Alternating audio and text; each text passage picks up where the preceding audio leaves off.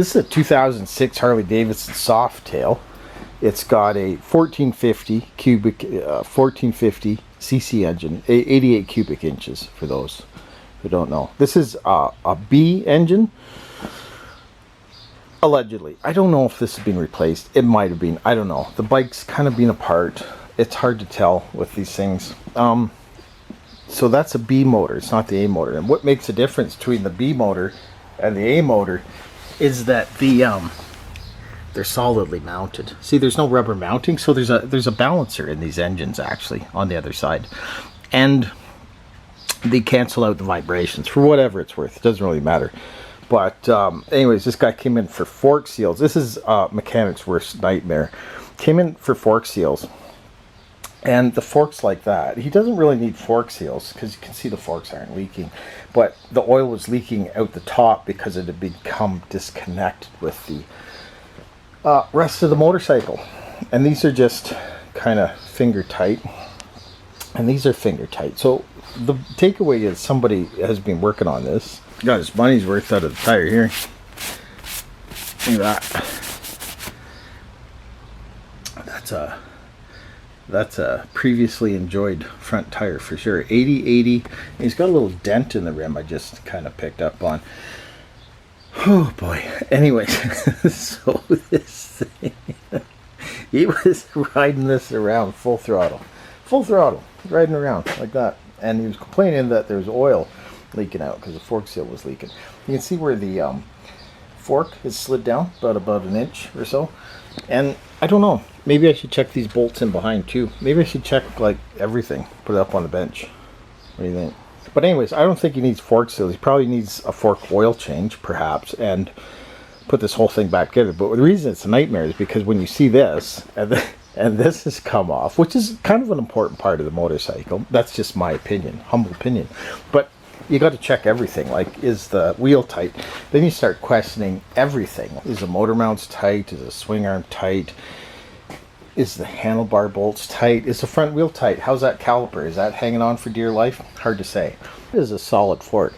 I've always maintained that Harley has really solid forks, and so this thing was holding the whole, this left side was holding the whole arrangement together, despite this trying to vacate from the motorcycle. And this would have been vacating shortly thereafter as well. Let me know what you think. Comments below. Lots of loose stuff on here. Yeah.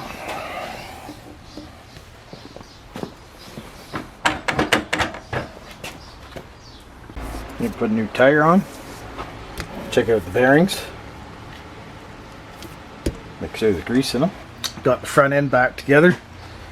Just changing the oil. There was a broken bolt in the lower triple tree. That one, I had to replace it. It's kind of a, not a weird bolt, but not that common either. I had to drill it out. Unfortunately, it just zipped out when I started drilling it, so that's a good thing for sure. Changed the fork oil, of course, and got new front tire on, so got the race slick off and got her back together. New oil in the forks and zipped it back together. It feels tight. Feels like a new bike. This side was tight, this side was broken, and this side had come totally loose.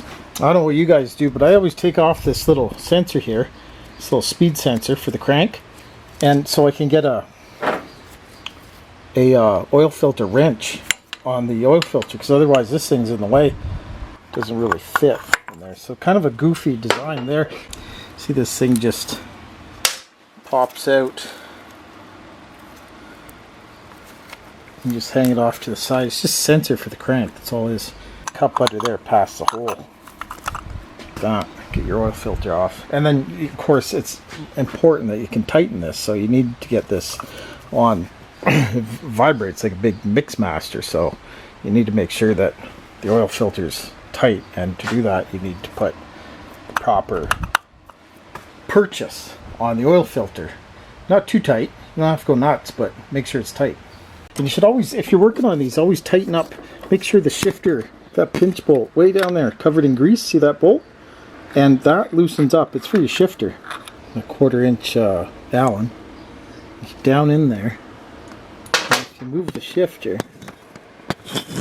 and you see it like moving, but not with the shift shaft, then tightness. Because if that strips down in there, and you got to pull a whole bunch of stuff apart to get at it. So if ever you're working on a big twin like this, just make sure that that bolt is tight on the shifter. It's such a good little preventative maintenance tip. And this is like I said, a 1/4 inch and I don't know, 2 inch 3/8 drive, and that's all you need. It'll fit right down in behind there. So, and make sure to clean it out, spray it out with brake clean, and make sure you get a good purchase on that head of the socket bolt, because you don't want to strip it either because that would really suck.